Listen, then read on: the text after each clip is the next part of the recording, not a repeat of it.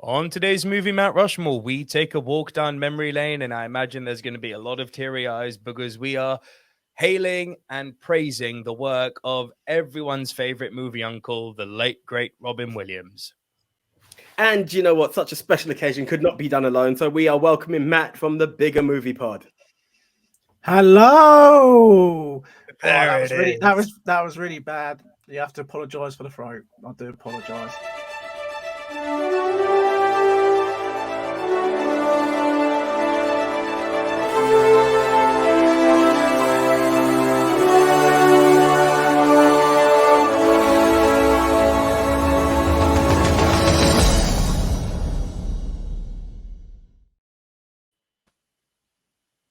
Hey, screeners, how you doing? It's me, the one AJ, Anthony Jordan. And me, Nico Lero, and down below me, we got Matt from the Bigger Movie Pod.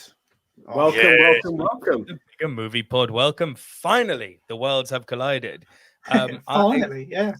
Finally, literally. I was angling for one of you to get on the show. It's been a long time coming. What I did Deadpool for you guys, and now you guys are returning the favor.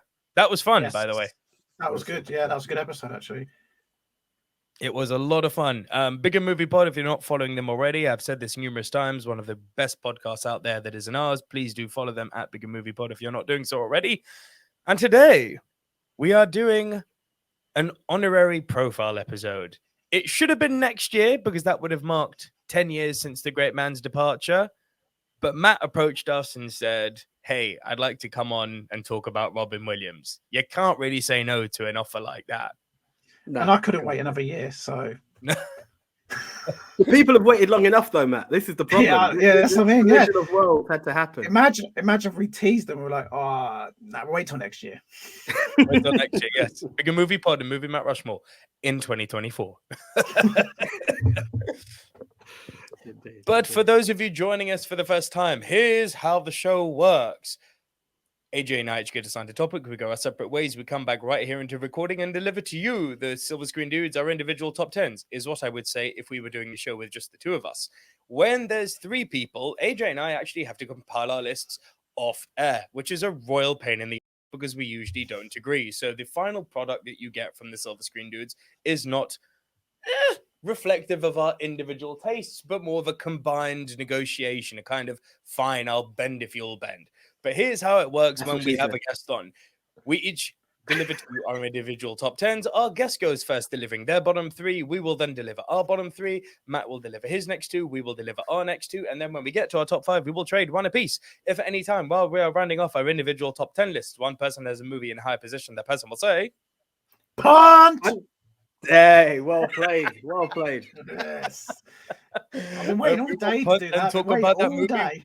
When we get to the high position, once we have both rounded off our individual top 10 lists, we will create the movie Mount Rushmore. These are the four quintessential diverse must-see movies of the genre, which this week is... Top 10 Robin Williams movies with Bigger Movie Pod. Make sure you pay attention to that, guys. Follow the Bigger Movie Pod. Some great content in There's no there. Okay. You've done it again. You've done it, AJ. It's not the Bigger Movie Pod. It's just Bigger Movie Pod. Because I'm AJ, bro. The one AJ. This is what we do. But yeah, no, we're Bigger Movie Pod. So, guys, what happens after we, the Silver Screen Dudes, and our guests from Bigger Movie Pod, minus the.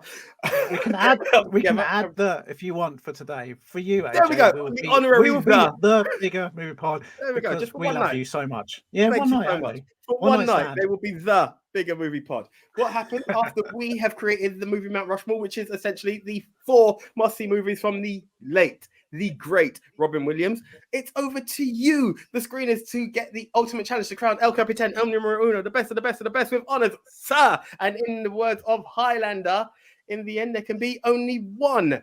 You will have to crown the winner. And how do you do that? Well, it's pretty easy. You head on over to @MovieMT Rushmore, the official Twitter page of the Silver Screen Dudes, which is also powered by who would do retweet? Is he back? Of course he's back. We're talking about good old JT from We Love Movies, movie polls for you. And that's where you'll crown the winner. Last week, our topic was... No, 2 weeks ago, facts, people. 2 weeks ago, because last week there wasn't a pod. So 2 weeks ago, our topic was... the best director of the 21st century, which I would like to remind everyone was based on the individual director's body of work in the 21st century, not the legacy they may have left before the 21st century.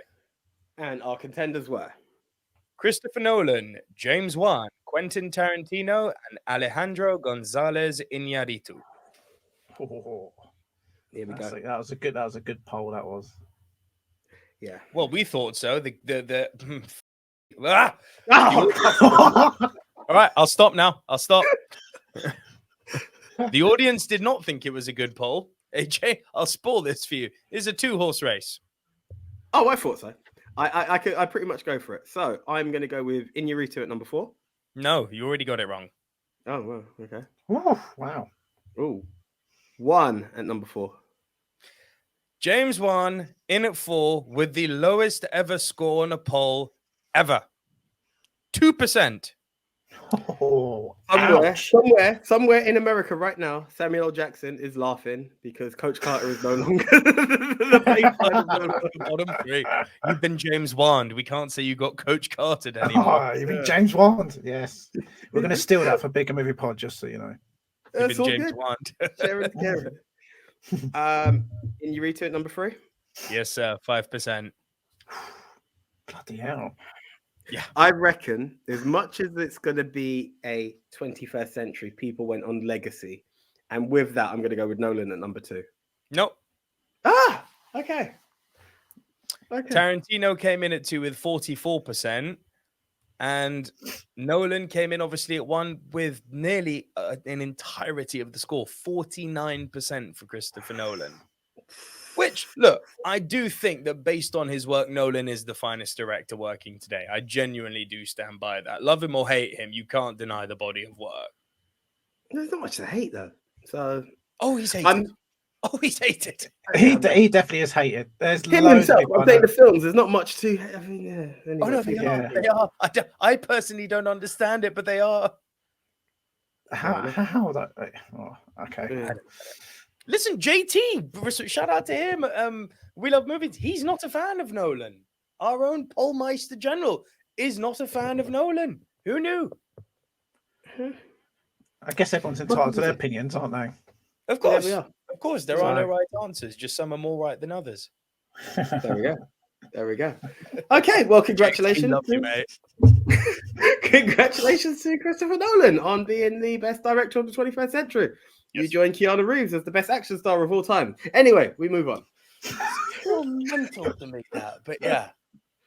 All right, we move on. Let's get into the movie talk. So, Matt, as our guest, you are going first. Let's bring up the nice graphics. If I could get the nice graphics up. There we go. There's the nice graphics. Matt, it's over to you, my friend. Boom. What look at that. is your number 10? My number 10 is 1 Hour Photo. Well, and that is officially a Silver Screen Dudes punt. Yes. I did kind of think that would be the case. I was saying to the guys before obviously we start recording, a lot of this is nostalgia for me. So obviously it's warped, but it's what I think. So if you don't like it, you know where to go. Respectfully. That's what you held back. Yeah, respectfully. A little bit of respect. Not that. A little bit. All good. All right. Okay. Your number 9, Matt. World's Greatest Dad. That is all you, my friend. Oh, really? Have you guys seen it? I haven't. You know what? I believe it's one of those weird ones. There's the last few, literally just before his passing. I remember being with my brother and seeing about 2 or 3 of Robin Williams films, and I'm pretty sure this is one of them I saw, but it's not something I directly remember. I remember I think I was working at HMV at the time, and we're putting the DVDs out, and it was one of the new releases, but obviously there wasn't that many of them that came out, and I was like, "What the hell is this? I've never seen this before." So I was like, I'll buy that, and I loved it. I don't know what it was. I think again because of the timing as well.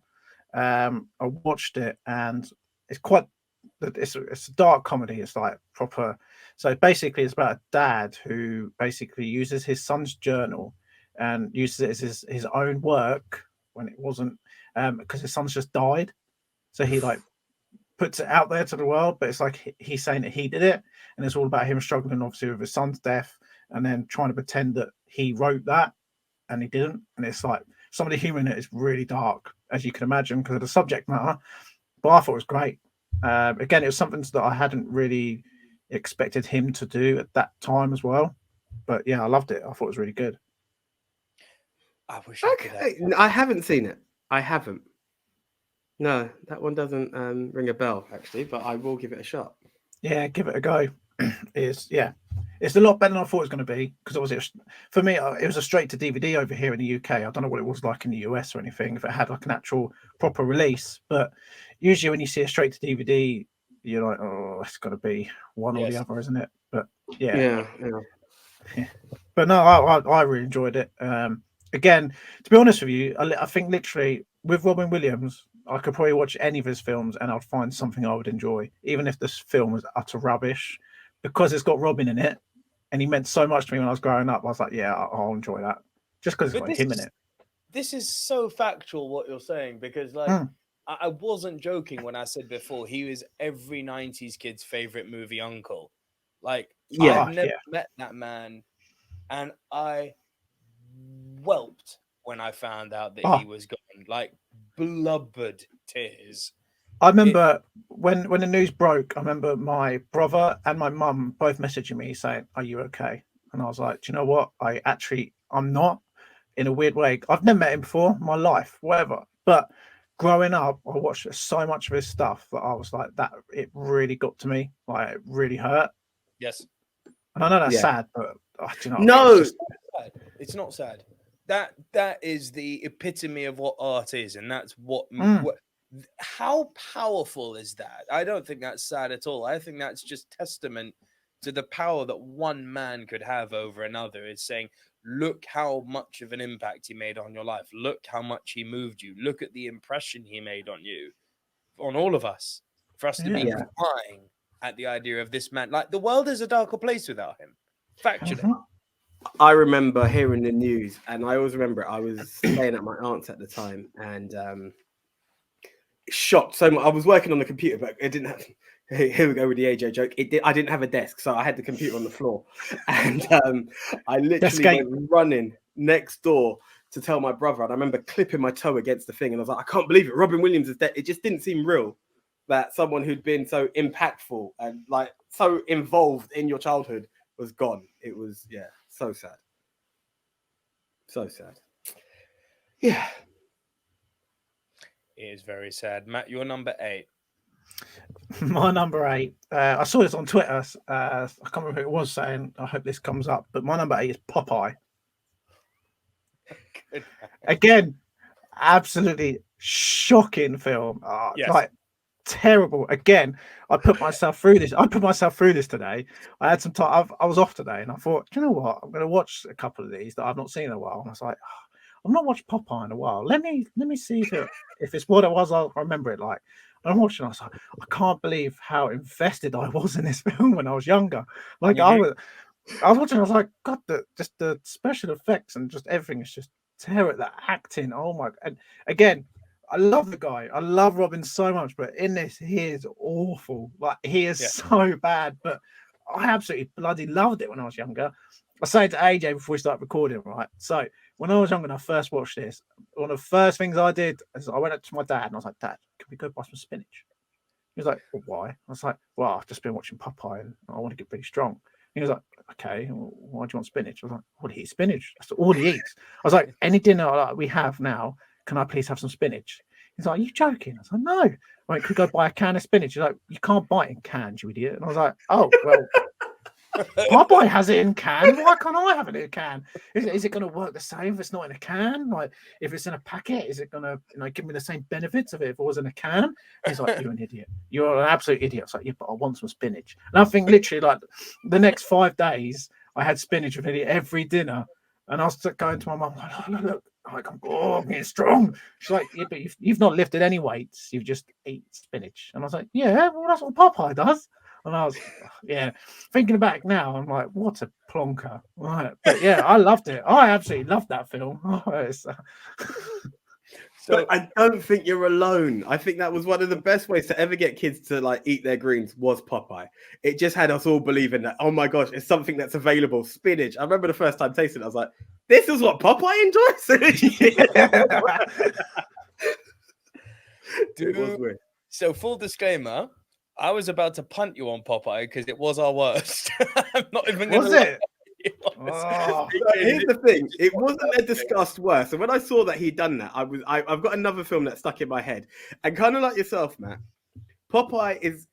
I've not watched it recently, but I have fond memories of being at my aunt's and her renting this video and watching it back to back so many times within that 24 hours before that video went back that I can't have it as a worst. I was like, I can't do it. I can't do it. So, yeah, I've been to the Popeye Village in Malta. That's cool.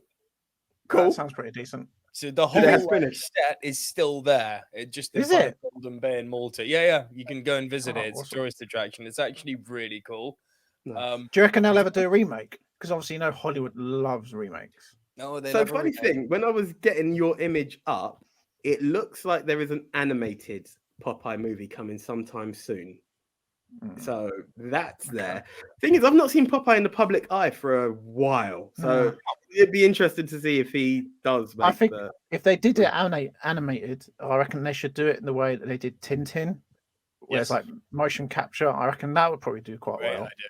Yeah, because Tintin's a wicked film, I think personally. Secret of the Unicorn's a really good movie. I wish they'd done more of them. Oh, I was so annoyed when they didn't do more. I'm like, why not? I thought he did quite well, but obviously not. You got Peter Jackson and Steven Spielberg working together. They it was really like for fans of Tintin, that movie really was just like Easter egg, Easter egg, Easter egg, Easter egg, Easter egg. It was so good. Do you reckon they just didn't like working together? Have either of you seen the Family Guy skit where the doctor is examining Popeye?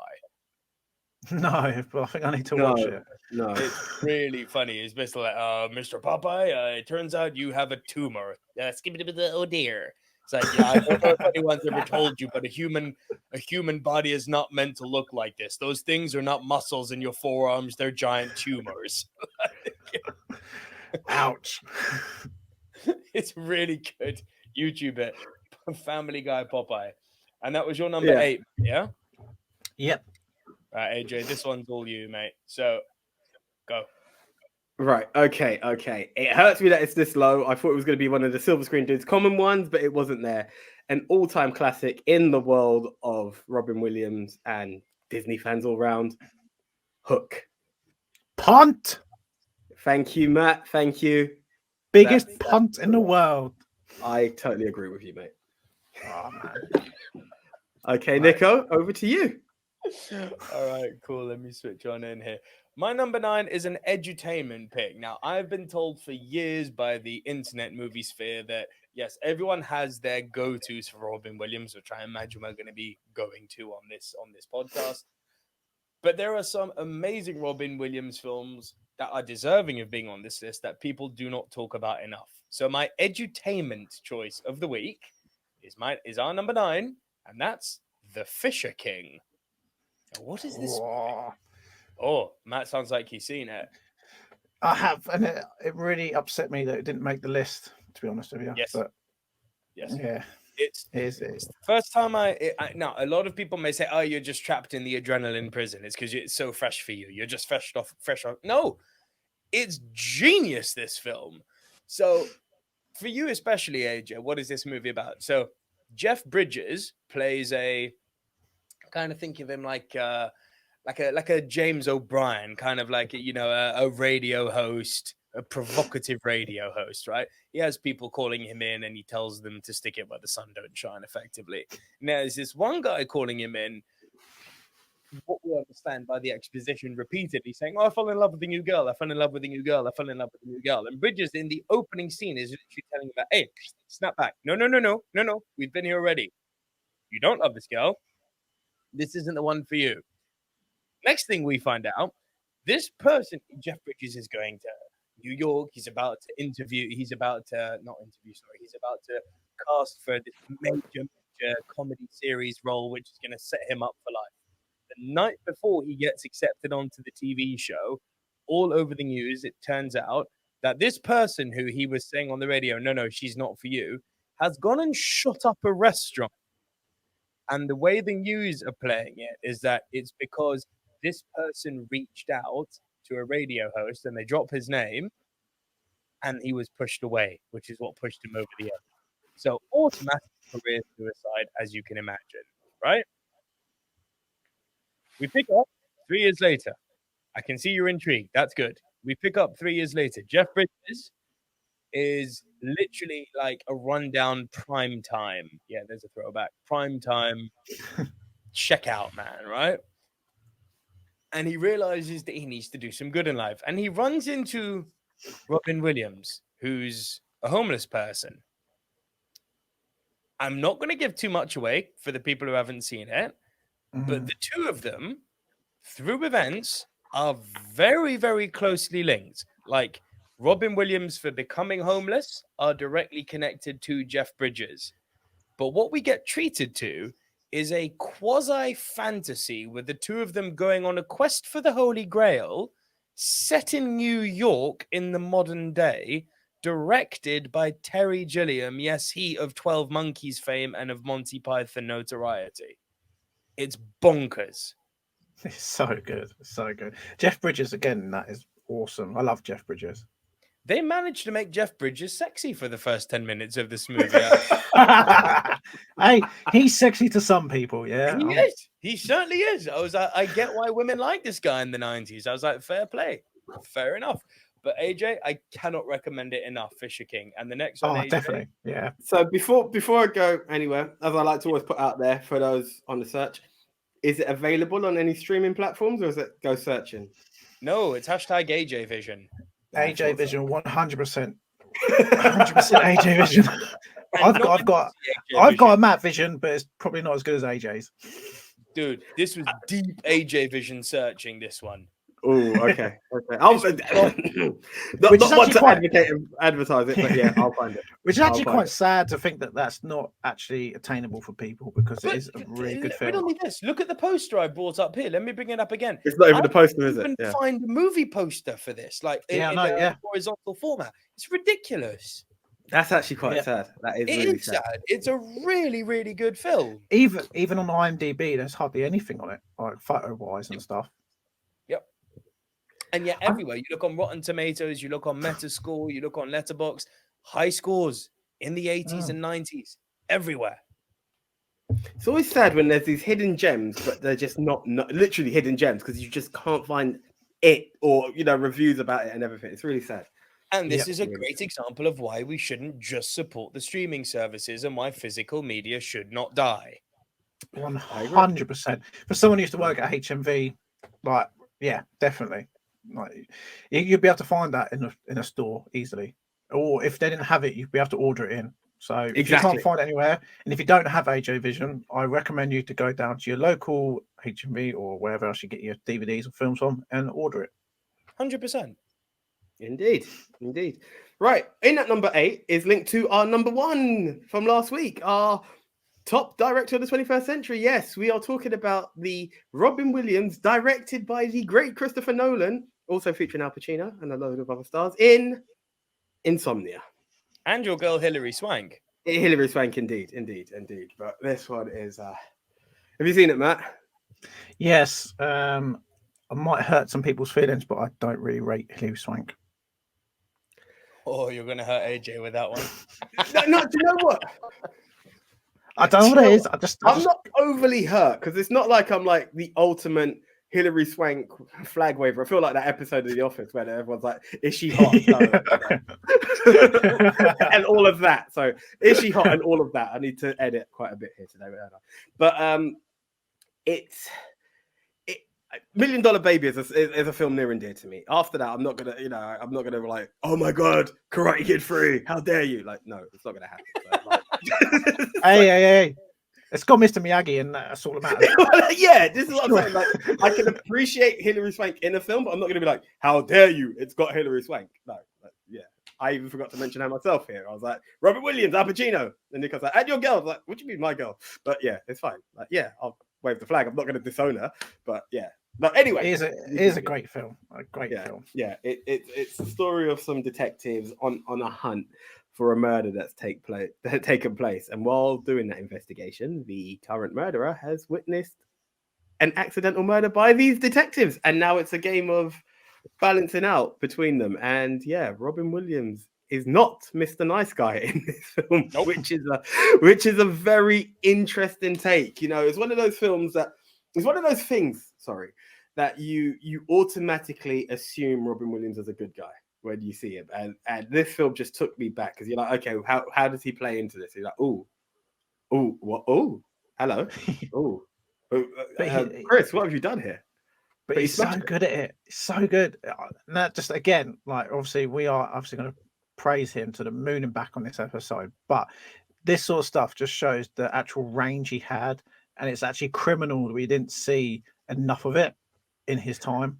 And I reckon we would have done if what happened didn't happen. Because I know for a fact I've seen some stuff where he's doing interviews and he's saying he wanted to do a bit more like serious roles and stuff like that on his later careers.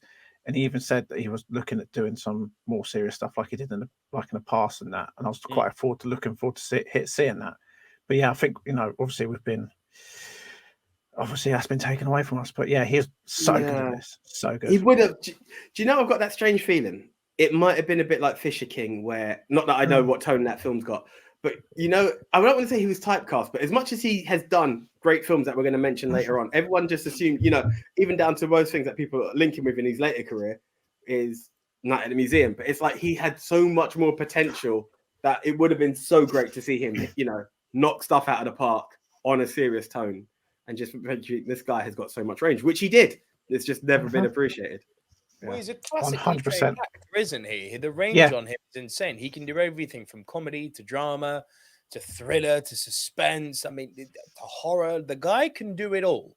And there's despite being typecast as, again, the 90s into the 90s movie uncle, he could do it all legitimately. And case in point, Insomnia.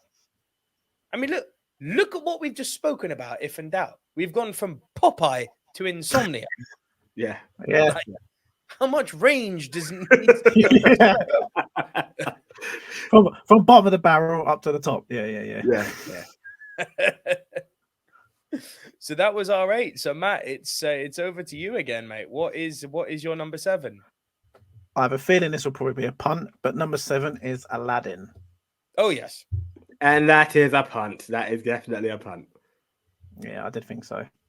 Your 6, please. It is Birdcage.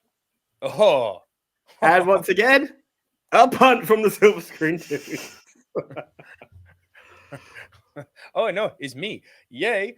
So we've just gone from talking about Robin Williams and Al Pacino. Let's talk about Robin Williams and Robert De Niro. Awakenings. If the movie decides to come up, there you go. Robin Williams and Robert De Niro. Now, what's fascinating about both of these movies, both Insomnia and Awakenings, is, in my humble opinion, Robin Williams outacts these two guys. And I'm not just saying that because I got my beer goggles on and I'm in love with the man, which clearly I am. Man crush. Love you, Rob. Yes. But look, in these two movies, yes, you can argue that it's because of the way that he's being asked to portray these characters, so it's more jump off the screen obvious. Sure. But you're putting him up against Pacino and De Niro.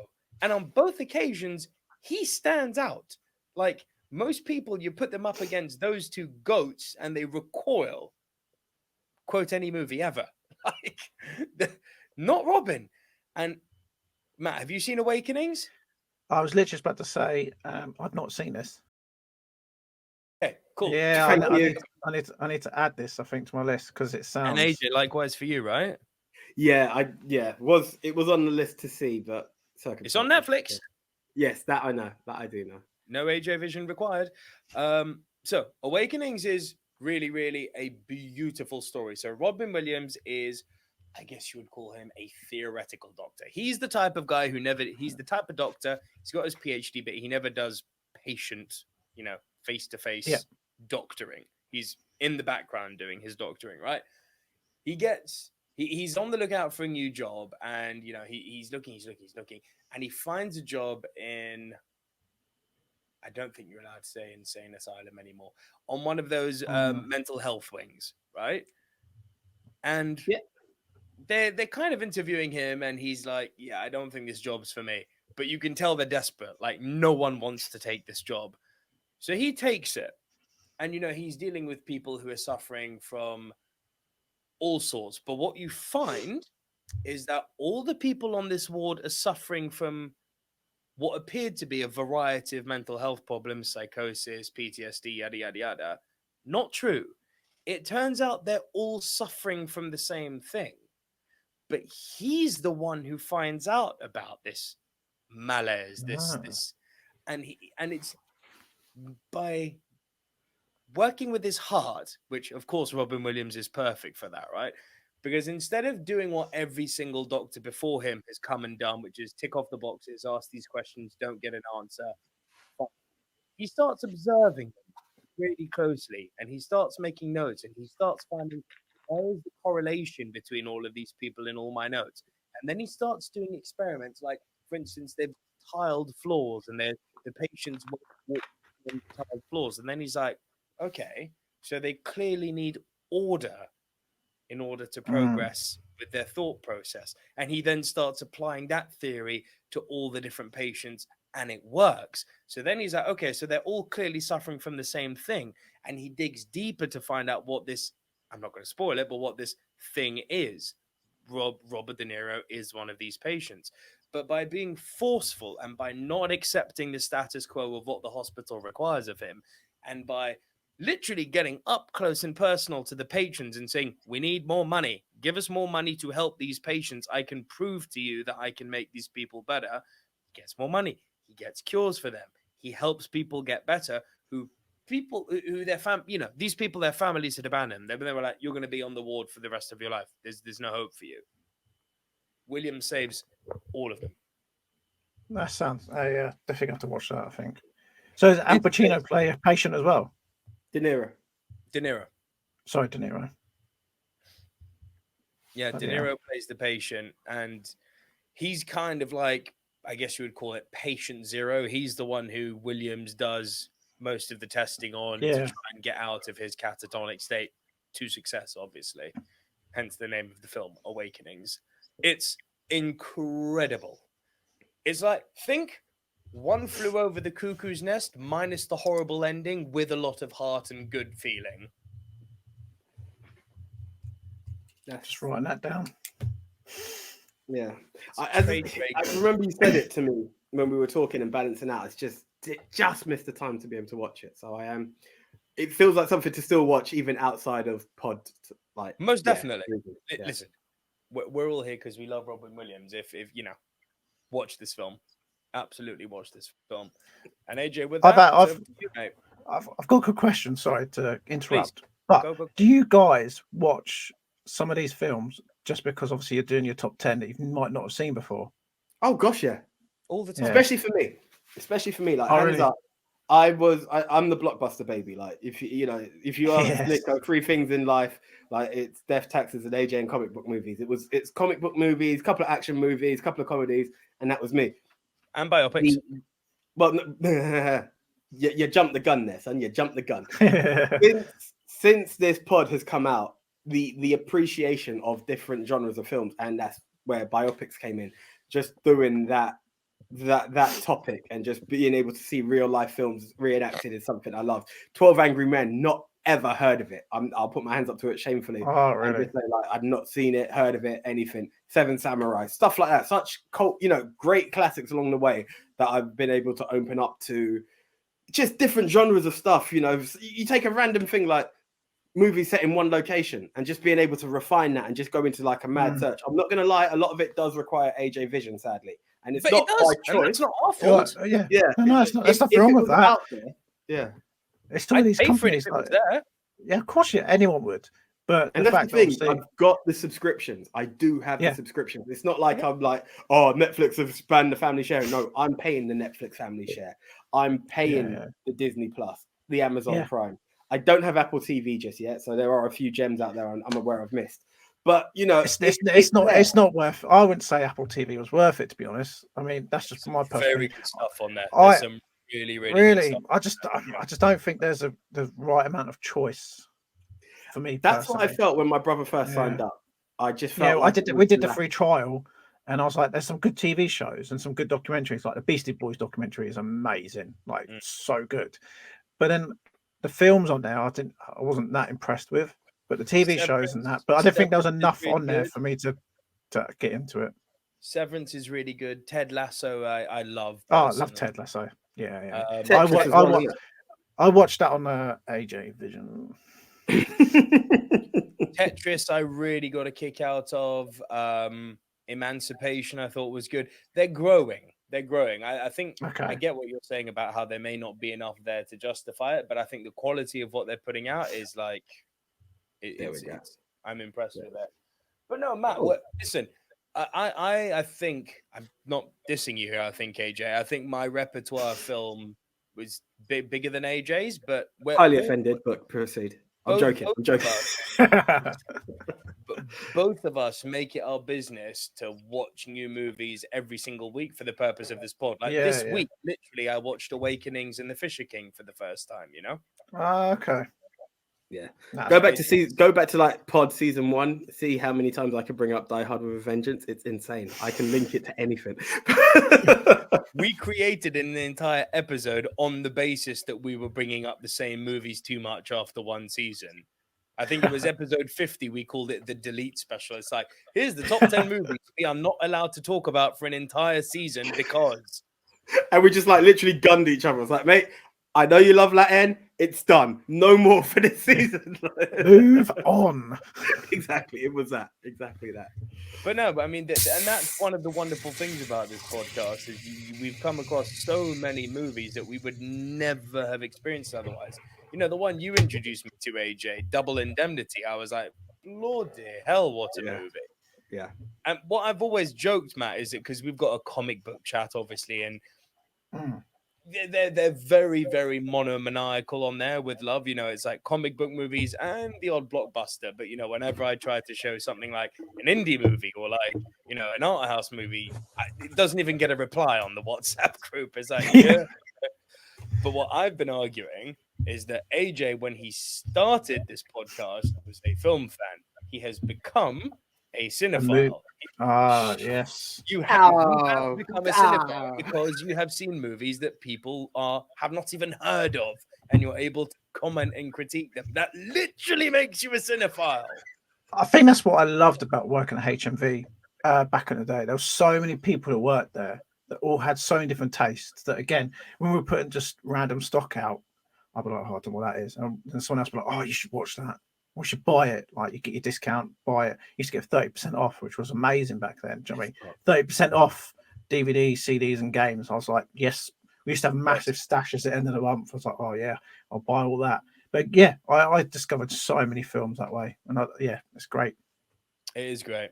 Nice. AJ, number 6. So in at number 6 was a punt from earlier.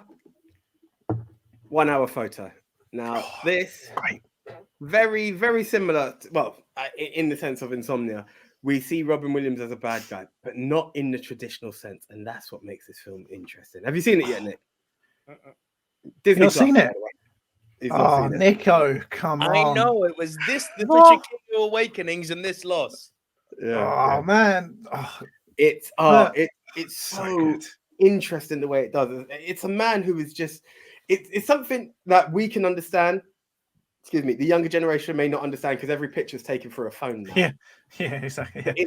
It's that of getting your photos developed. And that's all he is. He's just a guy in like your Target, Walmart or something who just develops photos for people. But he's got a real strong liking to this family.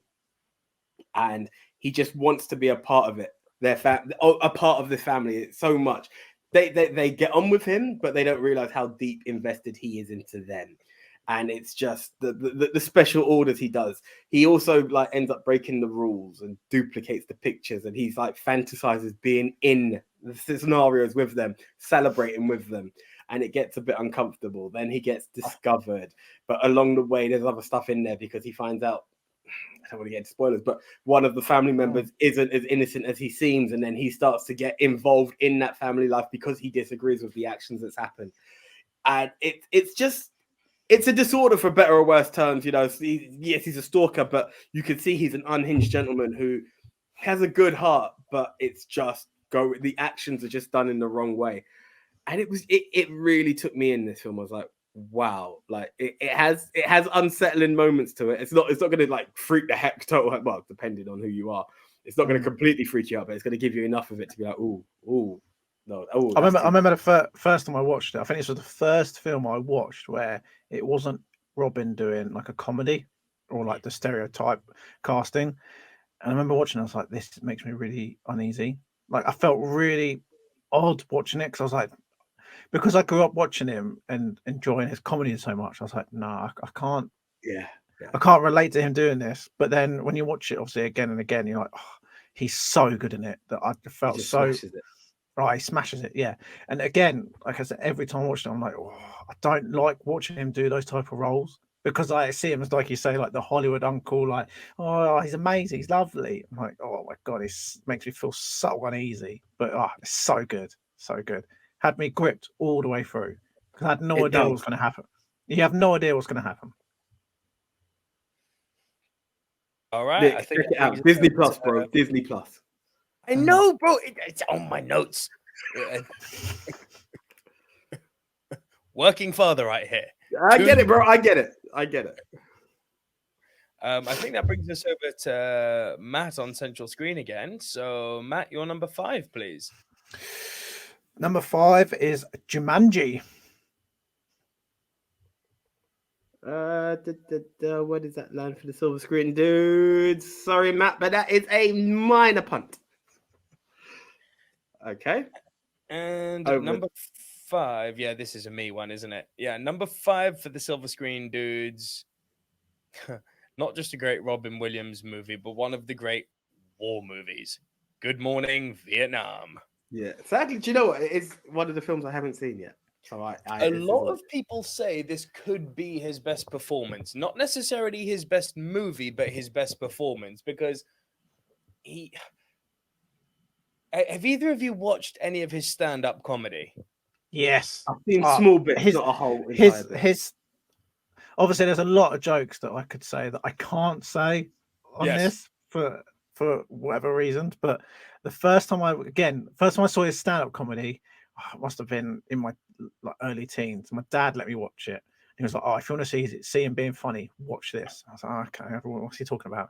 And I went away watching that, going, "What the hell have I just seen?" The guy was a force. Like, he was so good, like amazing in it. And I feel quite sad and bad about myself that I've only seen half of this film. It's one of these films where, like, I keep going to go watch it. And I remember watching when I was younger, but I think I can only remember watching like half of it for whatever reason. But yeah, I need to go finish it because I hear amazing things about it.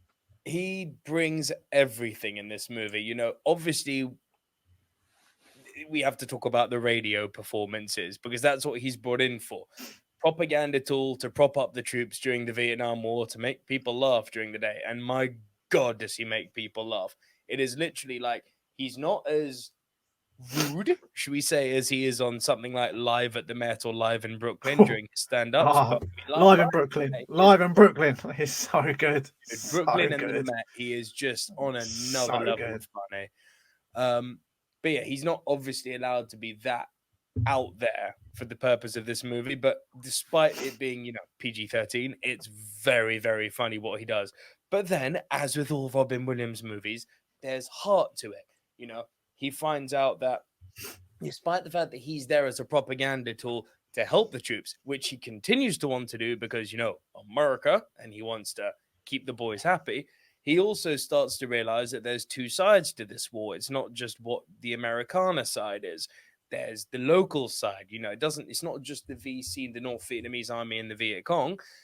He's also got the locals who he starts running into, you know, making relationships with and making friends with. And then he finds out that some of the locals are more than what they seem, and that makes him doubt himself. Like, there's so much wonder about this movie, about doubt, about the right thing to do, about questioning yourself, about looking out for thy fellow man. It's just a tour de force from Robin Williams, top to bottom. I cannot recommend this movie enough.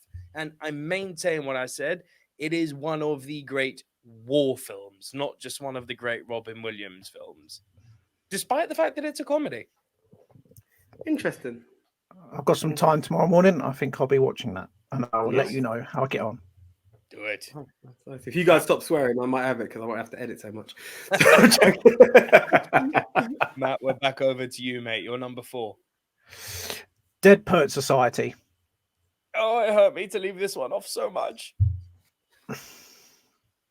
Go with it. So it's one of those that I really have to apologise that I've not seen it. So you left it off, and you've not seen it. No, I've seen it. I didn't want to leave it off because of the joint list. Yeah, I think it was one that was on his list, and yeah, this main again seen it. It's off. This was my 4. Just so we're clear, in my defence, this was my 4. Oh, that's okay. That's yeah. Again, like Good Morning Vietnam, Robin is just outstanding in this. Like, I remember, I wish I had a teacher like that when I was at college. I would have done so well. He was just so good, so good in it. Again, it's one of those roles where I watched it where you're expecting something from him and you get complete opposite. Again, like, obviously we all know about the typecasting, we've said it before, but he's just so good in this. So good. I can't believe you've not seen that, AJ. I know. ADM, man, seize the day. There's a lot of gaps to be filled, and that goes back to what this pod has done. You know. Yeah. Even sometimes if you hear about it, hearing the praise from yourself, hearing it from Nico, makes me say, okay, that film that I keep hearing about, now I've got to do it, and that's what I love about doing this pod. To be honest, I hadn't watched it. I think it was only in the past 5-6 years that I'd watched it, so I put it off for so long. And when I did watch it, I was like, why did I leave it so long? Like, it's just, I don't know what to say about it because it's just that good. Like, it's just so good. Like, it's just, people need to watch it. It's one of those films that everyone needs to watch at least once. Oh, yeah, it's kind of like a weird mix between like The Breakfast Club and also and also what Chris O'Donnell goes through in Scent of a Woman with Al Pacino in his school. It's kind of a weird mix of those two in terms of its feel. But AJ, ultimately, all Robin Williams does in this is, all these boys, much like O'Donnell in Scent of a Woman, they're all kind of, snooty upper class boys, and Robin Williams teaches them the value of carpe diem, seize the day. Okay, and again. I wish I had a teacher like that at school. Like, the fact that that sort of stuff doesn't happen at schools nowadays is just criminal. No, I can't comment on that, can I? Well, we've all seen the news of why teachers are of why students are being expelled now. Genders. Yes, that's what we're being taught now. We can't do carpe diem. We have to do. Yes, I'm going to stop there. Leave it there. We're doing good. Stop there. Oh dear. So here we go, Nick. We could continue this afterwards if you want. There we go. Nick, we'll do a Disney Plus deal. I will watch Dead Poet Society. You'll watch 1 Hour Photo. There we go. Done. And I'll watch Awakening. Yes. On Netflix. There we go. We're doing it all legal here. We're doing it all legal. There you go. No vision here. Yeah, there we go. No vision. No vision to watch. Perfect. Right. Okay. So, Matt, this is our punt. The minor punt from earlier. Our number 4 is Jumanji. It's a silver screen dudes joint one. It's one of those films that when you think Robin Williams, it just jumps into your head. 100%. Another thing that I know, is when the later Jumanjis came out, so many people said, I refuse. There are people who I know who have categorically refused to even give it a shot because of what this film meant to them, I gave it a shot. I regret giving it a shot because of what this film means to me. But this is it. This is the impact that this film had. It's like, and I can totally understand when people go, but what you're showing me is not Jumanji, and it's true. It's a different story. This is borderline childhood horror is a way that we put it down. If you take a horror movie, this is childhood horror. Yeah, it's childhood horror. 100%. I remember it's scared the bejeebers out of me. This bit, the bit where when the house floods, the flooding of the crocodile. That was for me. I was like, the giant spider. Oh yeah, shit. Yeah. Oh, I need. The spider. Yeah, that was. And the special effects, right? When he turns into a monkey, even nowadays, I think, it's so good, so good.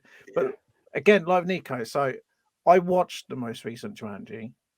I didn't want to, and it was okay, but I kept thinking to myself all the way through this film, why? Like, why did you feel the need to want to? Again, it's Hollywood, they love doing their remakes, but why did you need to feel to remake this? And as a classic, when the special effects, even for today, if you watch the original Jumanji, I think they're still really good. Like the bit where the animals have come running out from the house, running down the streets and stuff. The monkeys in the cafe.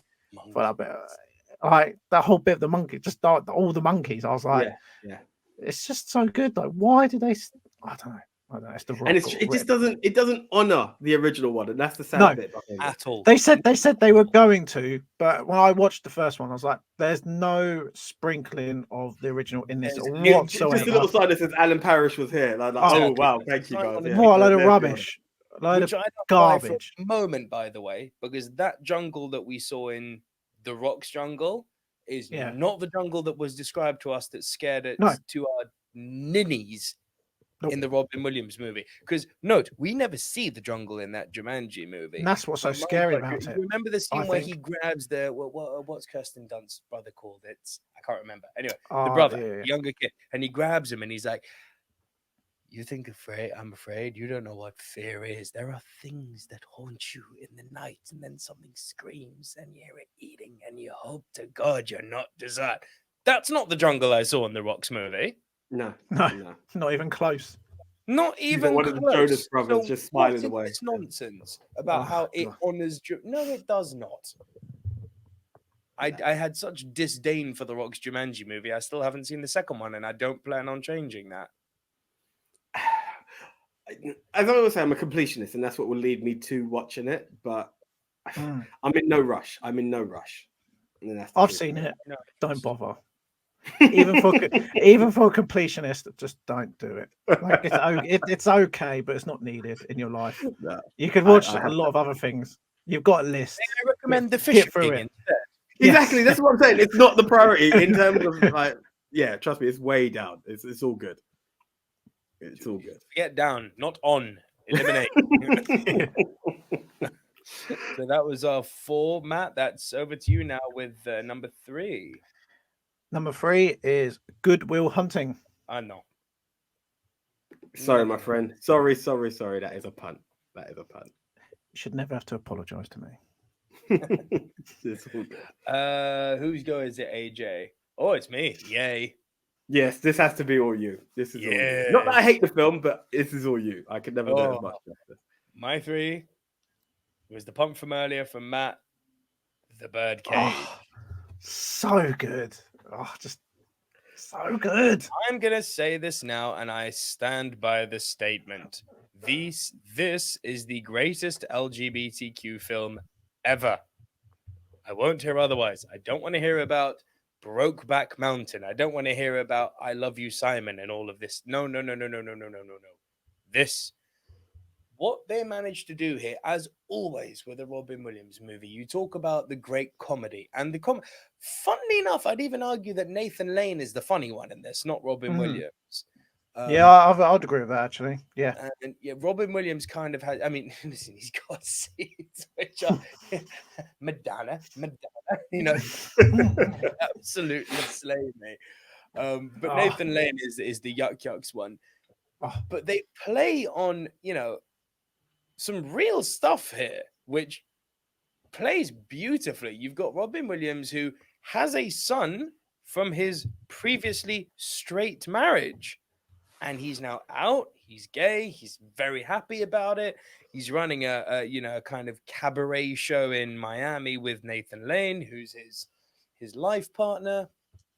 And lo and behold, the son's deciding to propose. Now, what one has to do when the son proposes to his future fiancée is the parents have to meet. Problem: the daughter's parents are hardline conservative and Catholic. Gene Hackman is the dad. Problem, right? He's a good. He's good in this. Oh, Gene Hackman's amazing. He's great. When is Gene Hackman not amazing? Yeah. Well, what's his name? Hank Azaria is their butler. Do you know what? I remember hot. when I first saw it. Obviously, I've seen it probably about 3 or 4 times. I think the first time I saw it, obviously, I had no idea who he was. I'm not gonna lie to you. And obviously, it's not maybe until like the last couple of times I saw it, I was like, that's him. It's like, oh, man, this is so... yeah, and all the rest. Yeah. But look, so you've got this very, very kind of dramatic story at the core of it, but kind of like, I don't know, kind of like a dîner de con where they're mixing roles in and out. But what's fascinating, because that's kind of the culmination of the movie, is how do they get away with making themselves appear straight to this hardline conservative family? And the ultimate message of the movie being like, you shouldn't have to hide who you are, which is a wonderfully true message, irrespective of what your gender and orientation is. But the relationship between Williams and Nathan Lane in this is so freaking beautiful. Like, I always bring this up, the bus stop scene where Nathan Lane's like, I've had it, I'm leaving. It breaks me every single time when he chases him and he gets him at the bus stop and he says to him, he shows him the paper and he's like, I want this to be yours because what's mine is yours and what's yours is mine. I've bought a piece of land so that we can be buried next to each other. You're a pain in the ass, but God, I love you. And it's like, oh, and only Robin Williams could deliver that line and make you cry. And to think as well that was filmed, I just had a quick check, 1996. It's crazy. So back then, that sort of stuff was probably never really talked about in the mainstream, right? Let's be honest with you. Jesus, and the fact that they had the balls to make that film and that Robin had the balls to be a part of that, I've commended him so much. Again, like you say, like nowadays with all that sort of stuff that's going on, like everyone just should be able to be free to be who they are. Like that doesn't, as long as it doesn't affect me or affect you, like whatever, they do whatever they want. I don't care. Basically, the fact that they could make that film back then and he was part of that and he wanted to be a part of that, because I've seen an interview with him and he was like, I saw this and I wanted to be part of it. Like I needed to be a part of it. I've just shows again how much of a great man he was. Correct. And it's, funnily enough, a lot of people don't know this, so a bit more entertainment. It is a remake of an old French surrealist film called La Cage aux Folles, directed by the great Jean-Luc Godard. I personally prefer the Birdcage because I'm not the biggest fan of French neo-surrealism, but that's just me. Godard, I appreciate, is a master of what he does, but I lean more the Birdcage than La Cage aux Folles because of Robin Williams. So yeah, that was my 3. Matt, your 2. So, since I said I wanted to come on here, this number 1 and 2 has been a pain in my backside for so long. I was saying to you guys before we start recording, I do not know how you do this every week. I've been toying between 1 and 2 for literally even before we came on here, and I had to show AJ my posters. I was like, I had to really try and really search deep down inside my soul. And we're like, right, which one meant more to me and which one had more of an impact? So number 2, even though I'm going to say both of these probably are number 2 and 1. I know that's probably cheating, but I don't care. But number 2 for me is, and here's my first prop, just so you know, is Hook. Oh, nice. Oh, look at that. Keep it up. Let's see it again. Yes, look at that. That's a physical format. Some of the younger viewers will not know what this is, but look, you've got that noise of clipping out a DVD. Look at that. Absolute beauty. And before you say, yes, I did get this on discount at HMV when I worked there. Thank you very much. Nice. But great. Absolutely amazing film. Like again, when I was younger watching this, it just filled me with so much joy, that again, I watched this again recently, thinking to myself, I'm not going to probably enjoy as much as I used to, but I did. And the people that are in it, I didn't know who was in it, like Sandra Bullock. I remember the first time I realised it's not Sandra Bullock. Julia Roberts, that's the one. Sorry, I always get those two mixed up. Is one of the freaking Lost Boys, Sandra Bullock? I paused there, yeah. Maybe, we don't know. But yeah, I remember the Glenn first Close is time. in a cameo, right? So Who? Sorry, Glenn Close is in this movie. what? I did not know Google that. it. Google No. Glenn Close. Hook. So you know What? So the shocked. person who You'd be betrays so Hook that they shocked. put in the boo box with the scorpions. Is that? That's Glenn Close. No. Yeah. Bloody hell. But yeah, again, Bob Hoskins in it. It's just everyone that's in it. Dude, Dustin Hoffman. Dustin Hoffman is Hook. I don't care what anyone says. There will be no other one that will be able to do Hook better than him. Apparently, Jude Law is supposed to be quite good in the most recent one, but again, that still looks pony. That movie is so bad. Oh, is it? I've not seen it, and I'm glad I've not seen it. But is it right? Is it right? What I've heard that Jude Law apparently is like okay, like he's the only thing in it. Well, he's not the problem in it. It's that it's gone full Peter Woke in it. I just don't understand. How many remakes do you need to? Like, how many times do you have to redo that film? As long as the how many? Yeah, brother. As long as there are kids, there will be a different version. I just don't get it. Like every single one of them, bar Hook, have all been awful. Like they've been shocking, all of them.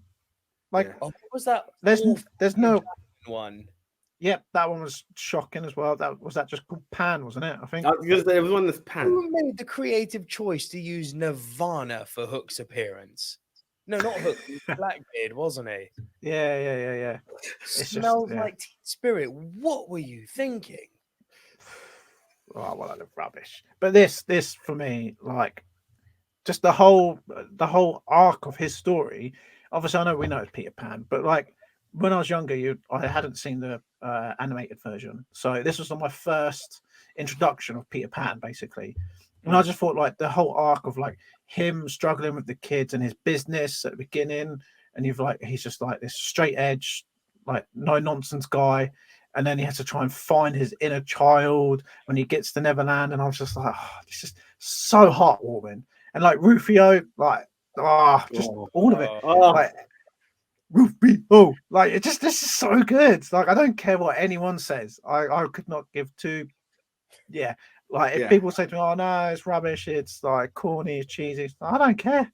All of the above is true. It's not rubbish, but corny and cheesy, yes. But that's yes, it is. But so what? Like the bit where they skateboard, like when he's playing the basketball. The scene that always sticks out to me. I mean, my brother used to do this when we were younger. Is the bit where they're pretending to eat. Yeah, when you're pretending to eat at the dinner table. So we would sit at our table waiting for the food to turn up from mum and dad, and we would pretend to be eating something. And we had to kind of guess what. We had to guess what our mum was like making us for dinner because she would tell us. And then we're pretending to eat burgers, and then we'd get fish and chips. You're like, oh, okay, that's not what I wanted. But oh well. But yeah, like we would again, and pretend to do a food fight and stuff like that. Like. We would just reenact the whole film like all the time. We loved it. We can just imagine in the Matt household, mum arrives with the food and they're like, "Bangarang!" Yeah. You remember those like really crappy plastic swords you used to get? Where they were like bright blue or bright red. They were shocking. And we used to have one of them that was like had a bit of gold on it, and that used to be like the sacred sword that he hands over at the end. And like we'd pretend to hand it to each other and be like, "You're the chosen one." And be like, "Oh, bangarang!" It just meant so much to me. I can relate so hard. That is the problem. I am relating so hard. That's great. Had it not been for my esteemed co-host not having this on his list, Hook would have been so much higher for me.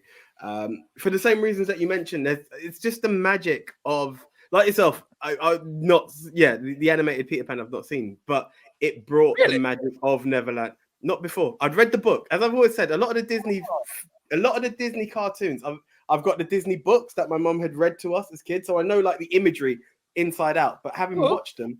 Bro, Hook is like a spiritual successor to the animated. Yeah, I know. 100%. I'm aware because I'd read the story, so I knew. I wasn't like taken away, but I hadn't seen it.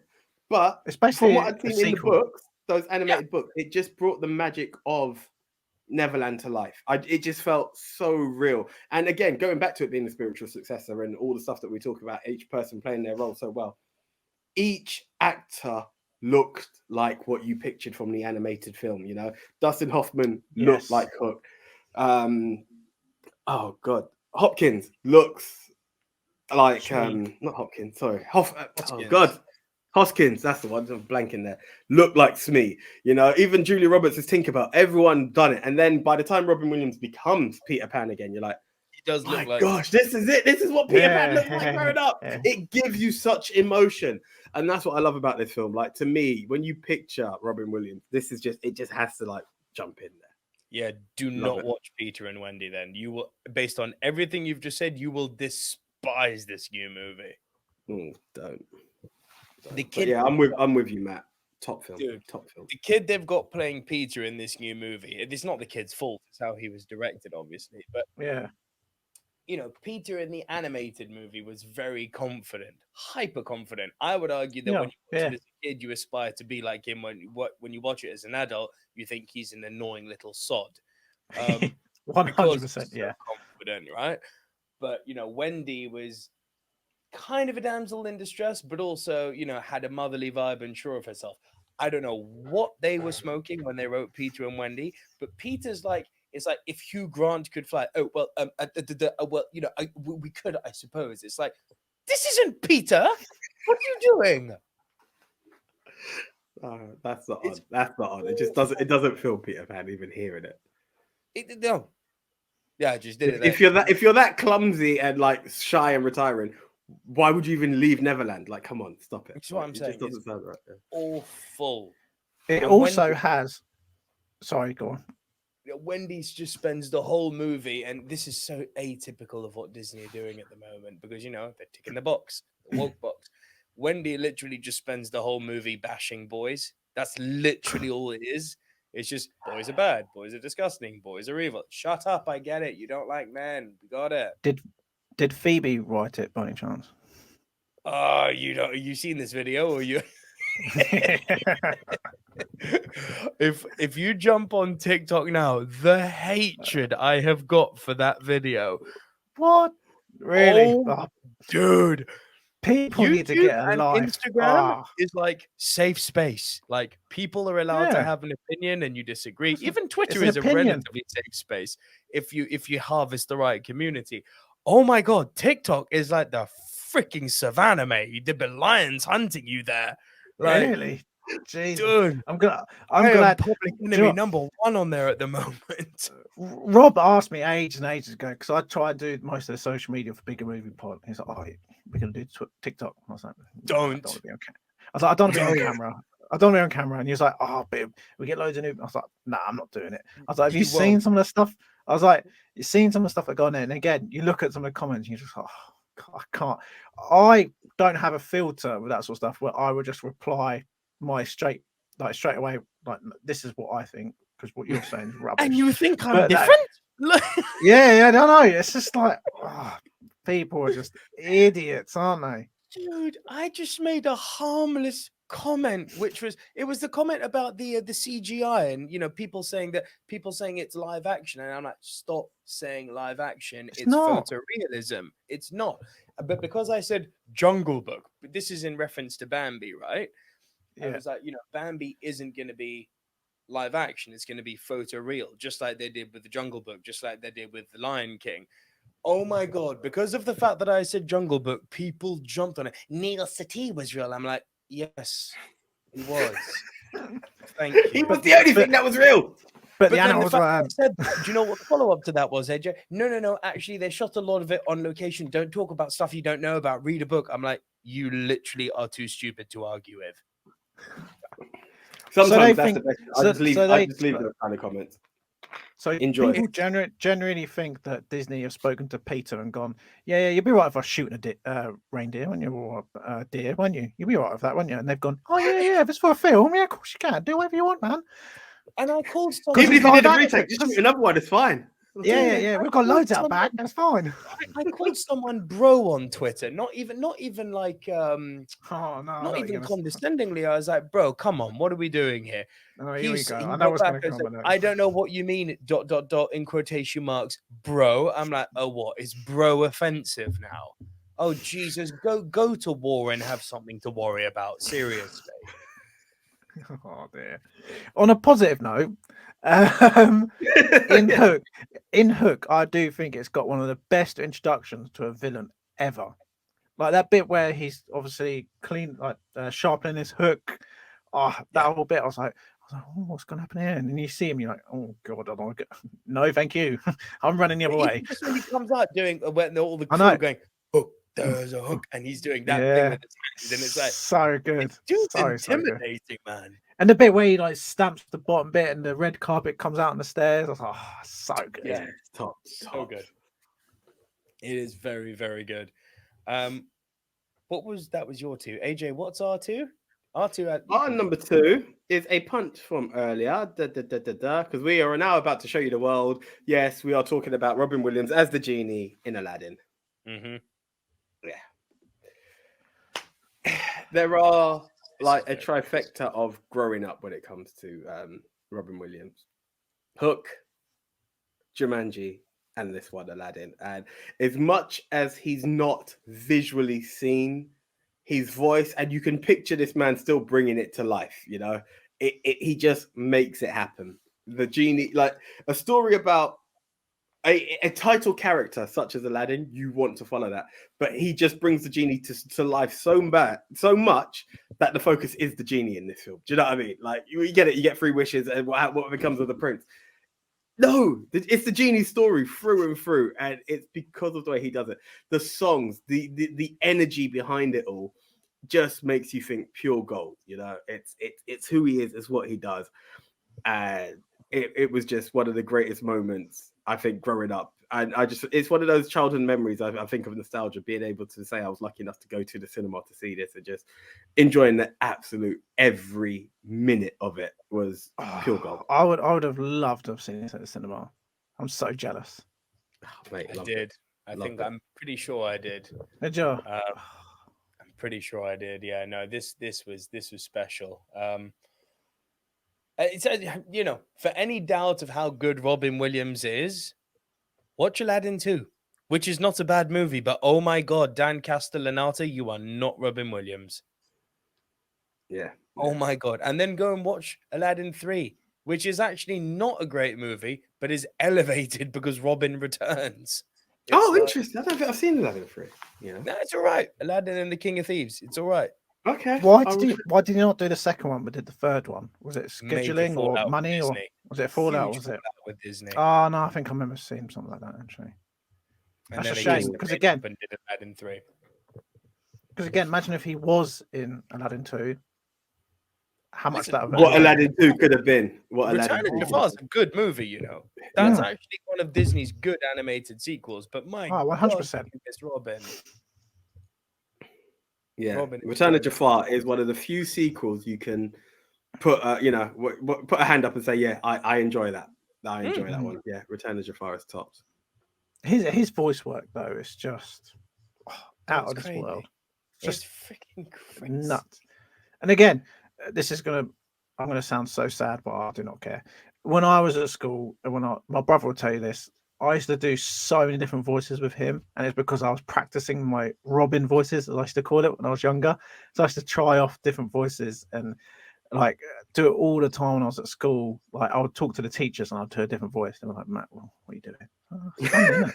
And they're like, no, it's not. I'm like, oh, okay. No. Even when I got to secondary school, when you think that you probably should know better, like in year 7, 8, and 9, and I'm still doing it, and they're just like, what are you doing? Like I did drama at school, so I did actually enjoy it. But I'd be in English, and I had the same drama teacher who also taught us English, and she'd be like, Matt, you're in the wrong lesson. Like drama's tomorrow. I'm like, oh, okay, yeah, okay. But yeah, I still love it, and it's all because of Robin, like, and the stuff he used to do, like his voice work in Aladdin. It's just there's no one else that can hold a torch to him. I don't think, even today. Maybe Mark Hamill, possibly, but. That's right. But that's a different type of work, though, isn't it? Yeah. But when it comes to like movie voice acting, there's no one that stands out to me with recent films that are to the caliber of what Robin was. To get even close to Robin Williams' voice acting ability, you'd have to go into the realm of video games, not movies. Yeah, exactly. Because guys like Nolan North, or Baker, for instance, those guys have got very, very good range with their voices, but they're not movie stars. No. Do you know what? In my head, Mike Myers, he's not done too bad. Actually, yeah, good Yeah, shout. Mike Myers is the only one I can think of. After that, it does get pretty thin. Yeah. Yeah. Robin's the man, and Aladdin, unpopular opinion, Aladdin is the best Disney movie. Oh, I could go with that. I could run with that. Aladdin and Hercules, I'd say. Hercules is up there. Thank you so much for bringing. Oh, I have a lot of love for Lion King, though. I do have a lot of love for Lion King. Yeah, it's sort of, it's good, but I think it's overrated. But Hercules is just on another level. And again, the game, underrated. The game for Hercules and the game for Aladdin. I remember having the Aladdin game on Sega Mega Drive. It was Mega Drive, wasn't it? Yeah. Oh my god, that's so difficult. I've got one of those little mini Mega Drives, and I've got the Aladdin game on it. And I've tried it recently. I was like, how I used to play this when I was younger, I do not know, because I'm shocking at it. But I'm pretty sure I completed it back in the day. And the same with the Hercules one as well, and Lion King game. Like all three of those, I remember being like pain in the backside back in the day. The Hercules one I've got very fond memories of. Hold down square to charge up your punch. Yes. I remember that. Yeah. I remember the one where they used to throw the rocks and you had to catch it and throw it back at one of them. Yeah. I just remember that level. I don't know what that was for. Nice.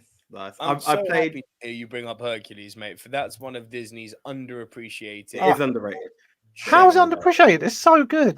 People are idiots. People don't talk about it. They just don't talk about it. It just doesn't come Why? up. Why don't they? It's just such a good, not just a Disney film, but just a good animated film in general. Like the whole aspect, like everything in it, all the voice acting's amazing. Those people out there that haven't watched it or say it's rubbish are idiots. And I do not care if I offend anyone. You're tits. But all of you're a bunch of pony tits. Like, see how I'm doing very well with the swearing. I'm just finding random words. I don't care. People are idiots. If they don't like that film, they need to get a life. Right, they had a deprived childhood. There's always two Disney movies that I say people don't talk about enough, and that's Hercules and The Hunchback of Notre Dame. Yeah, I think Hunchback is where it's weird. It's okay. I think you had Aladdin, Beauty and the Beast, and The Lion King. I can't remember the order, but it's those three. After that, Hunchback came out, and it just felt. I'm not saying people got tired of Disney, but it just never got the same love. And I feel everything after that just started to look. They were out there. You talk about Mulan, you talk about Hunchback, you talk about Hercules. They just never got the love those three got. Correct. It's just weird. For me, Hunchback. It was always the Fox and a Hound. Fox and a Hound. Fox and the Hound's amazing. That's Disney, isn't it? That's a Disney, isn't it? Amazing. Yeah. God, I remember watching it again. I remember watching that when I was younger with my brother, and we were like, we loved that. We used to do the scene where you had the bear and the fox fighting each other. I'm like, I'd be the bear and he'd be the fox. He was smaller and younger then. Now he's younger and bigger, but shout down. Not the scene. Not the scene where the heartbreaking scene where she abandons him in the forest. Man. It's so brutal.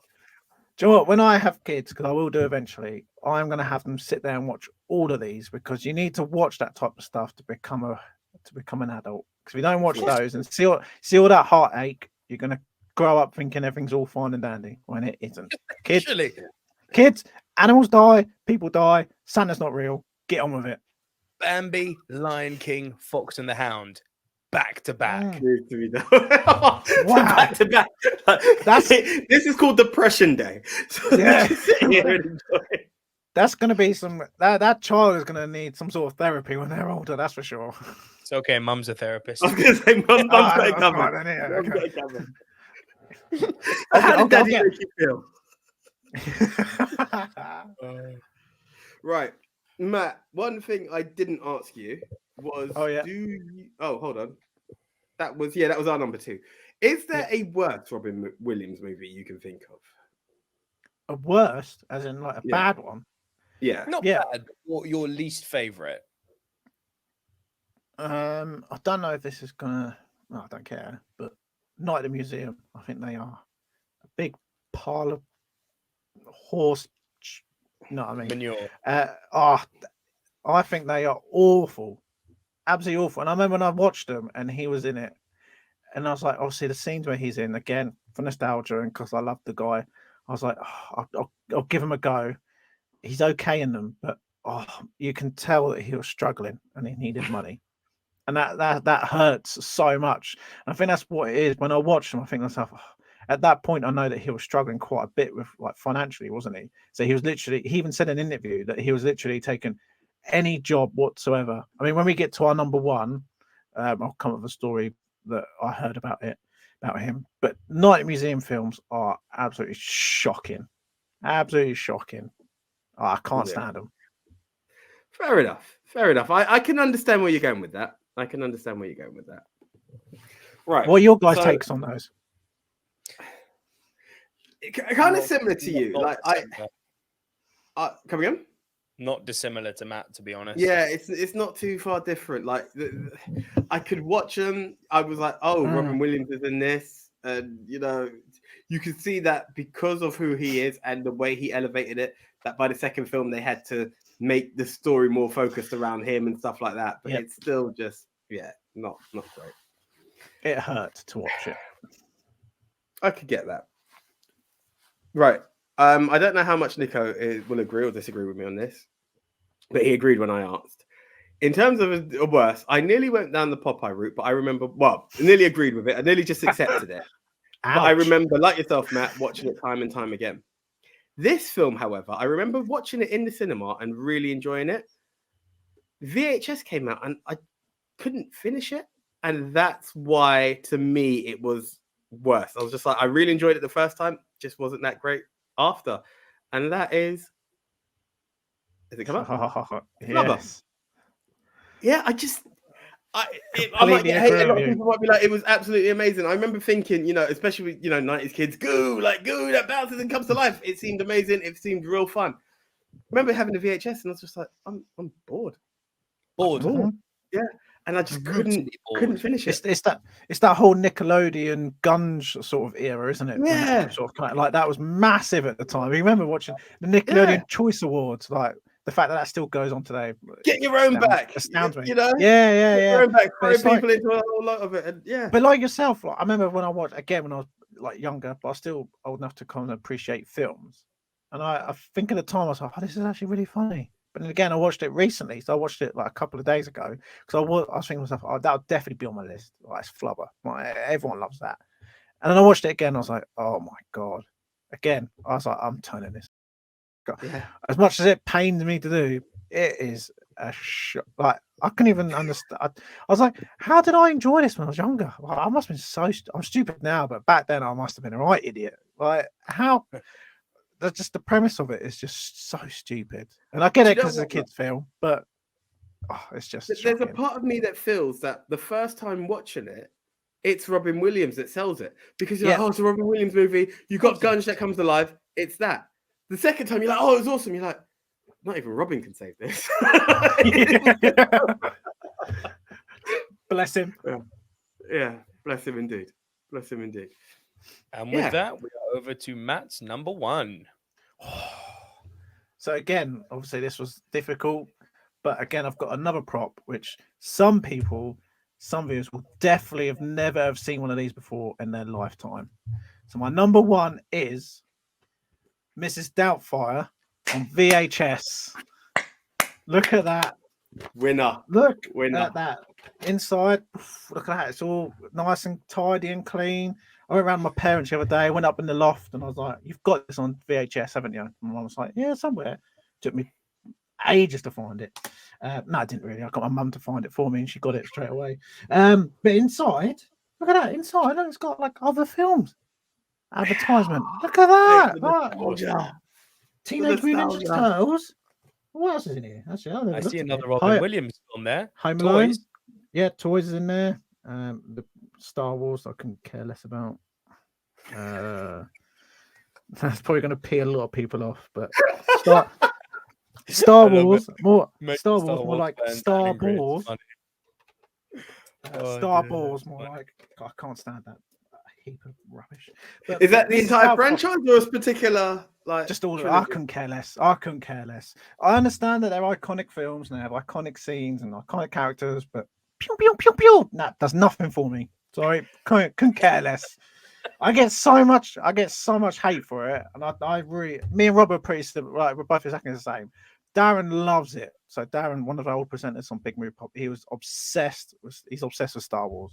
And me and Rob would just like rinse him for it all the time and just take the mick out of him and get really dark with it. But yeah, I couldn't care. Feelings on Lord of the Rings? I'll be honest, I've seen one. So I do need to watch them because I have heard good things. But yes, to be honest though, again, this feel like a sharing time, doesn't it? In lockdown, so I'd never ever watched a Harry Potter film in my life because when I was a little bit younger, not much longer, I used to get called Harry. So I used to work at Clark's shoe shop, and this kid once came in and went to my manager, "Oh, can Harry serve me today?" And he was like, "What?" And I walked past. He went, "There he is." And the kid thought I was Harry Potter.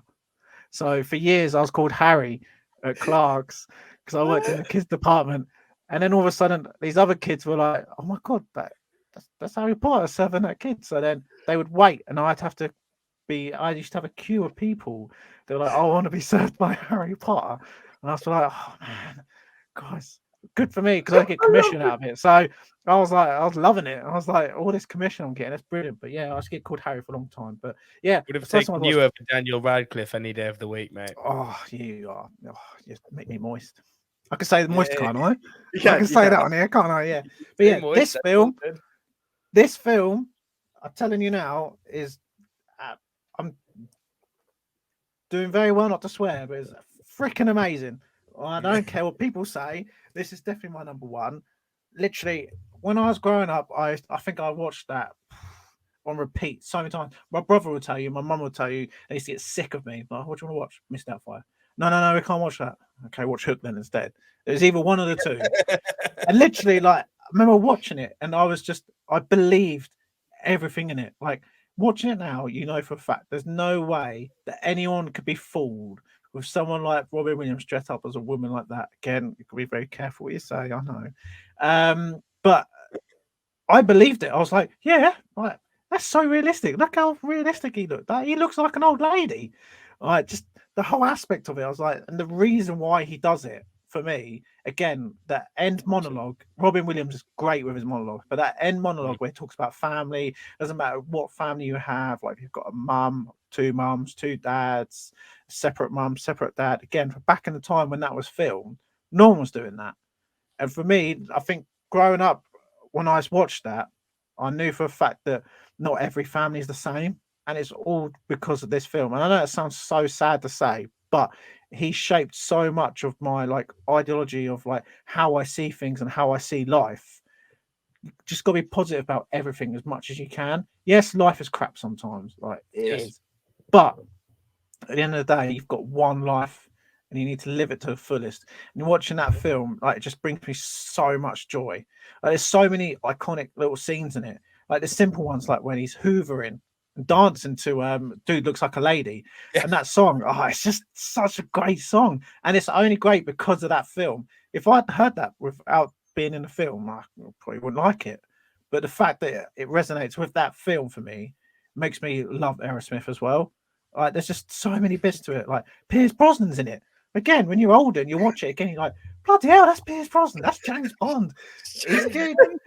He just broken his car and now he's giving him the finger. Like, what the hell? He's giving James Bond the finger. He's threw a kiwi at James Bond's head. What the hell's going on? Like, it's just so good. So good. Did you not pay your deity? Again, this is probably quite controversial, but a bit where he's calling up to apply for the job. He's like, "Oh, I don't work with the males because I used to be one." Like, that just kills me. It's just so good. It's like, get back in your cage. Don't make me get the holes. You know, what is that? And that's all improv as well. Like, that's all him doing that. Like, voices. Yeah, and again, that shows off all of his voices. The bit where he's looking for a job, and they're like, "What can you do?" And he's like, I do voices. What do you mean you do voices? He goes, I do voices. And again, when I was younger, I was like, I want to do that. I want to do voices. My mom's like, snap out of it, you idiot. That's never going to happen. Okay. So, but look, I can do an impression of a sausage. Like the bit that he does, like, again, there's those little simple things that I loved. Like just the whole film, like the whole scene where he's like trying all the different looks, like that whole aspect where he's dancing and singing with his uncle, who's obviously gay. And again, Robin was like such an advocate for that sort of stuff that again, when you're younger, you don't actually really kind of understand what's really going on. Again, when you watch when you're older, you think, oh, what they're putting on screen is like really commendable, I think, for back in that time. Yeah. Well, I'm sure some idiot would be offended by it if they saw it now. Why though? I don't understand how you'd be offended by that. We live in a world where people think Tropic Thunder I is know. offensive. Like, it's yeah, the I same get that, but he's highlighting something that's out there in the world in a positive way. It's not like he's like but then they'll them. say that it's a non-trans person doing trans acts by some form of another, even though it's not transgender, partially transvestite. You're just gonna get. You're going to be like that's a misrepresentation, and why? And now you're telling me it's trans people committing a crime. Why couldn't he dress up as another man? You're going to find all of these weird reasons behind it. You know, the one that bugs me is when people will say Friends is offensive because they didn't have a black friend from New York. Like, okay, cool. Like, stop it. Like every circle of friend, like if you are that person, I would love to see your group photos, and it's like you've made sure you've purposely got a black friend in there just to prove that because you're from Brixton, you needed to have a black friend in your picture. Like, stop it. Hey, to be honest though, Nico, you've done pretty well. Do you know what I mean? Like, you know, you've got yourself an AJ, so you're clean, mate. Do you know what's really funny? If you saw the rest of us, I'm the token. Yeah. Hey. You can't say token, surely. You can't get away with that, can you? Can you? I mean, I would. I believe you can get away with it. Because I am that. Exactly. It is what it is. What I was talking about though is like the fact that, you know, his brother is obviously definitely he's gay in the film. And I think that's 100%. probably when I was younger. Obviously they don't really mention it, but then obviously when I got older, I was like, oh, okay, so he is gay. I remember watching it, I was like, yeah, and I'm fine with that. Because you should be. But yeah, there's just so many iconic scenes in it. Like right at the beginning, again, where he's doing the bird smoking. He's like, oh, do you think it's morally right for us to be advertising these cigarettes? He turns around and like the whole crew is smoking. And I was like, I crack up. Yeah. And that's literally in the first 2-3 minutes of the film. Like there's just so many aspects of that film that make me laugh. It's just joyous. It's just a joyous film. It's wonderful. And if anyone disagrees, they can go do one. Agreed. I agree. I can't believe it's not on your list. I can't believe it. Hook was put on instead. Your 1 and 2 was our biggest debate. We're like, which one to remove? And yeah. Oh, mate, I tell you, obviously now talking about it, obviously it was going to be Mrs. Doubtfire, but between the two of them, it was so difficult because they both mean so much to me, in so many ways. Like again, when I was growing up and watching this with my brother, it just reminds me. Me and my brother used to crack up every time at the scene where he goes to the toilet.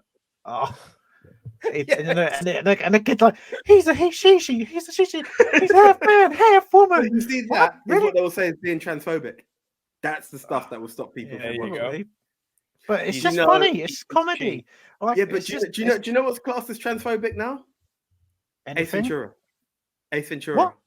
Oh, okay. Yeah. Finkel and Einhorn and Finkel. Finkel's a man. The way they react to finding out, the way they, the way he washes his mouth out, goes in the shower and stuff. Yeah. Have a day off. Jesus, just have a day off. Yeah. I mean, I don't know what you have a day off. I don't know what your two thoughts on this is. So with comedy, I believe there shouldn't be a grey area.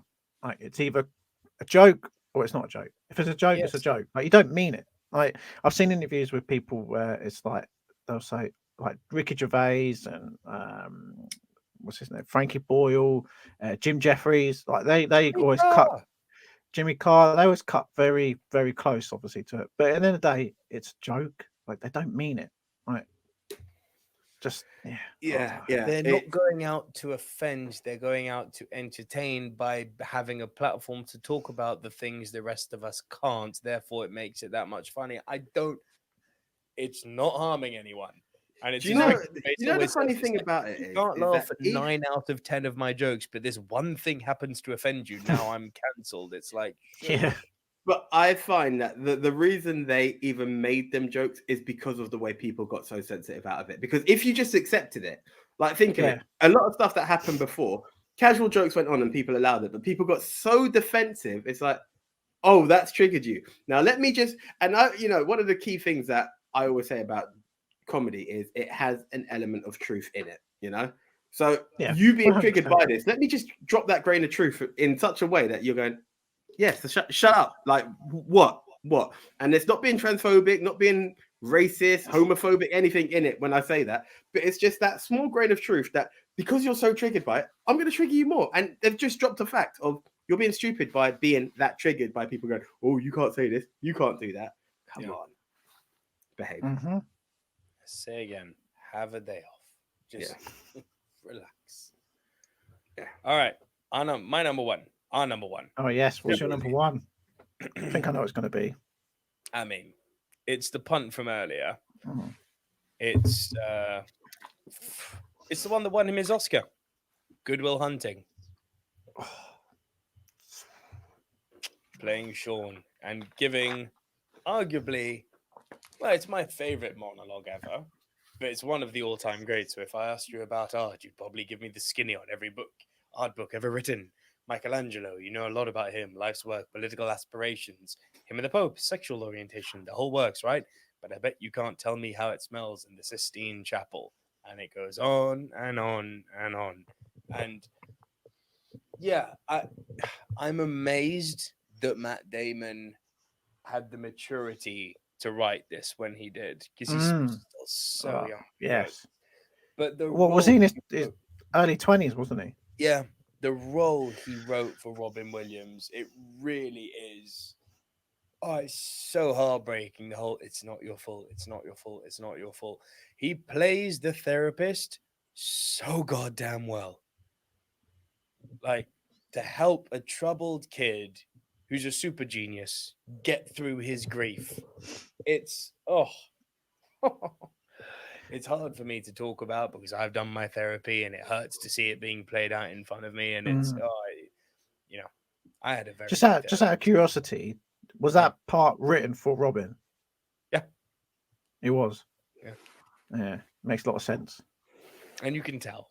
Yeah, you can definitely.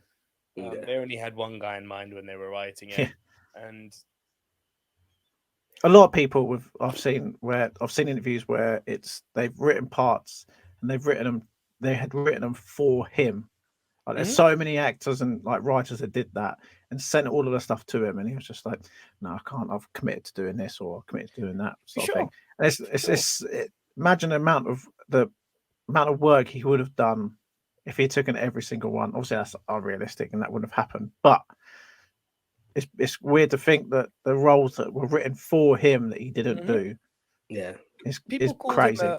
People called him a once-in-a-generation talent, which I've never agreed with. I think he's a once-in-a-lifetime talent. We still 100%. Don't have another Robin Williams, and I don't think we'll see him in our lifetime. It doesn't exist. Agreed. But what he does with this role, man, to be able to just flip on a dime, like the part where Matt Damon's just, crap talking his wife's painting, unknowing that it's his wife's painting, and he sort of grabs him by the throat and just, goes medieval on him. Like, one more word, I dare you. One more goddamn word, and you believe him in every moment. That 100%. Where he's delivering that monologue, and ends with "Your move, Chief," and it's the relationship between him and Damon really is something for the ages. It's AJ, it's also your number one, mate. So. Yeah, no, like you've kind of highlighted the parts of it, and it's one of the films that I was really late to watching, and it's the impact it has.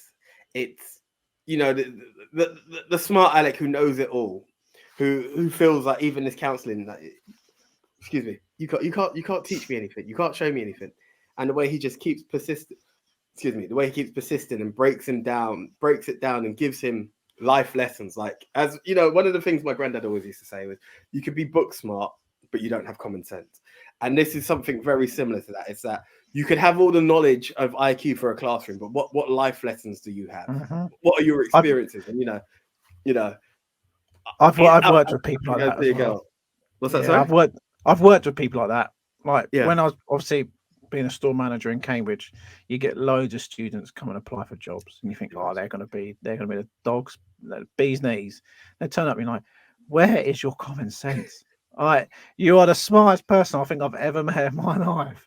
Yeah. But your common sense is shocking. But yeah, it's true. You can be book smart, but you need to be life smart as well. Yeah. Yep. Yeah. And that's what it was. And it's just the grounding parts. So, what I always love about a film is that you can sit back, you can laugh, or what have you. Kind of like what you said with yours as well, Matt. That closing scene where he talks about what family means. It's those parts that make you stop and think and appreciate life in a different way.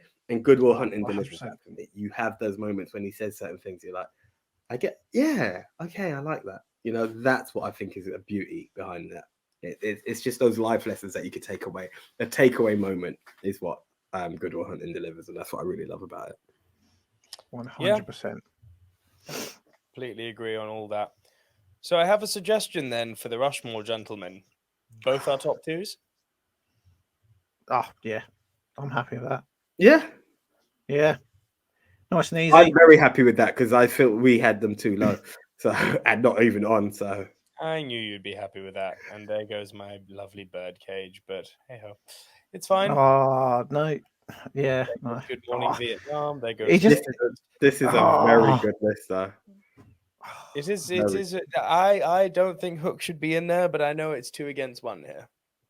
I'm happy to, as much as it hurts, because I love you both so much.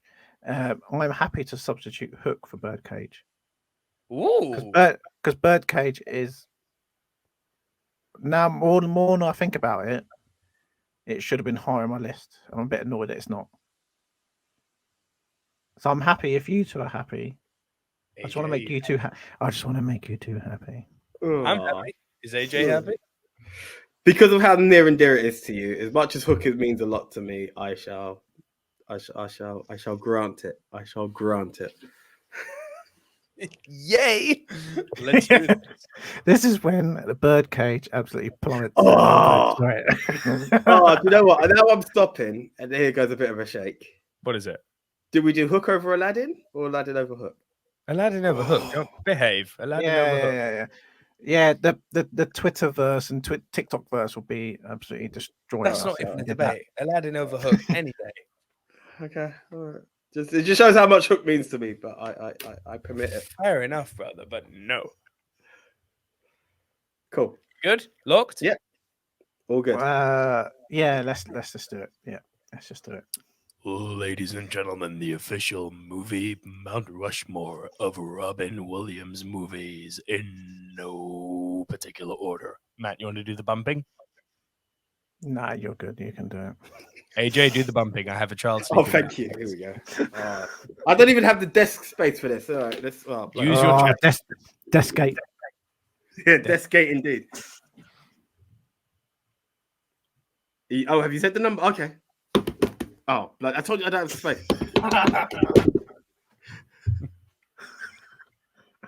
It's got terrible. Oh, yeah, it's on me as well. Sorry, my bad.